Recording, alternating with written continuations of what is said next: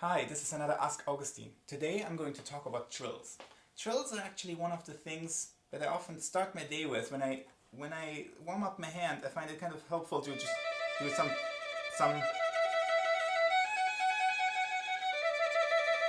trilling, not going too crazy, pretty relaxed, but it helps me kind of warm up the hand. And I think it's important to actually build some stamina for trills, and also have a way of trilling that's not too tight, where you're not kind of like going crazy, but where you find the motion that's actually that can actually be quite relaxed, more like a kind of like reflex that doesn't cost something like this, that doesn't like cost a ton of energy. Sometimes in some pieces like the Beethoven concerto, you have trills that go on for a very long time. You just keep going and it's like so trilling enough just to build a little bit of stamina is very helpful. It can be possible with trills of minor seconds to actually keep the motion quite minimal and add in a little bit of vibrato. So it's actually a combination of the finger moving and the vibrato.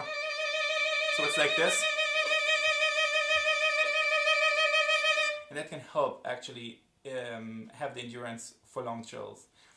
I think with trills, if it sounds good, if it sounds like a good, fast, nice, clean trill, then nobody cares how exactly you did it. So adding in a little bit of vibrato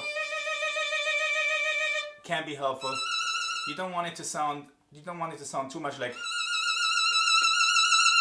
too kind of gypsy when that's not appropriate. There are some places like, for example, in Ravel Tzigane, where that's actually a really great way to trill, where you place the fingers like next to each other like this, and you make it like a kind of a wild vibrato, and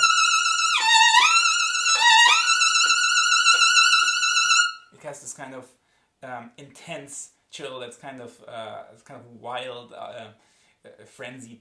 But of course, when you're playing repertoire like Beethoven or Brahms, you want the trills to be more pure, more classical, and so it should come mostly from the finger.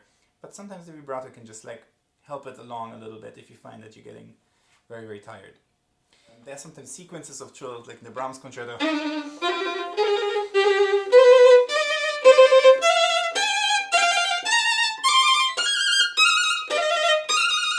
where eventually I start using my fourth finger too. But as you can see, I do go out of my way. I find the fingering where I can avoid using the trilling with the fourth finger when I can. But at some point I mix it in. And if for one trill you use the fourth finger and you kind of have to be a little more tense, I think that's okay. As long as the rest of the trills you can feel reasonably relaxed with the hand. Oftentimes in Baroque music, but also I think in just music that's very vocal and singing, it can make sense for a trill to start a little bit slower and speed up. And I think those kinds of trills can be very beautiful. I use them even in Paganini, in the Paganini concerto, because I feel like he's really writing for the voice. And if you listen to how an opera singer would trill, the trill actually starts a little bit slower and then becomes almost like a big vibrato. So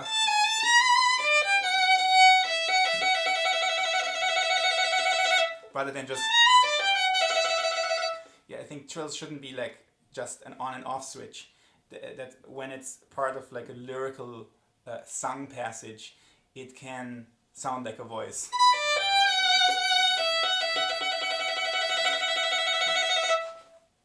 I like that kind of thing even in Mozart actually. When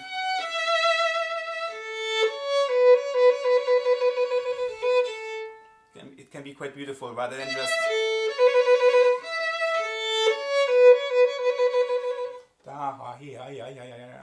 Mozart was always thinking of the human voice. I think even when he was writing for violin often, or whatever he was writing for, he was always, imagining opera in his head, I think.